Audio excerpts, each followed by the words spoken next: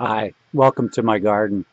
I chose this setting today to represent really the body of my work. For the last 28 years, I've been working with companies and organizations and people around the world on culture change and on lean and on flow and about customer service. And what better representation than a garden? Now you might be wondering, what's that all about?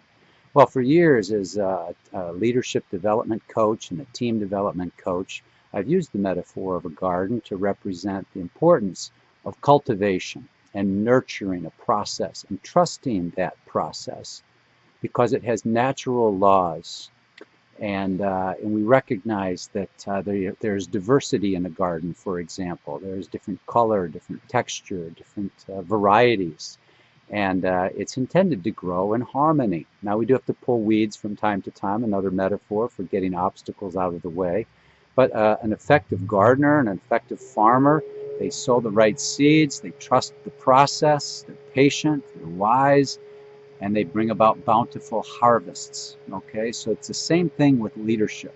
And when we're changing cultures, we realize it takes some time, it takes attention, it takes intention, and it takes some wisdom and patience along the way. So we have to trust the process and we have to lead accordingly. Same thing with team development. We have to respect diversity and use it to our advantage to make sure that we have people in the right positions and everything lined up in an effective way, just like a gardener lines up the plants. All right, we have to feed the plants, so to speak, with fertilizers, and we have to water the plants. We have to allow sunlight. So there are natural laws, but at the end of the day, it's all about flow.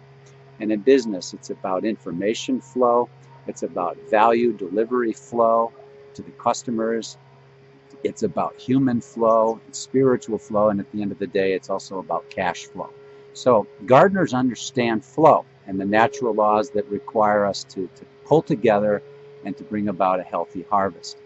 Effective leaders do the same thing. We understand flow, we understand the natural processes involved, and we learn to trust that process and bring about wonderful results. So stop and think about that. That's my tip for today. Think about flow, think about the garden, think about the color, the diversity, the natural process, the fact that flowers don't have to try to work hard to grow.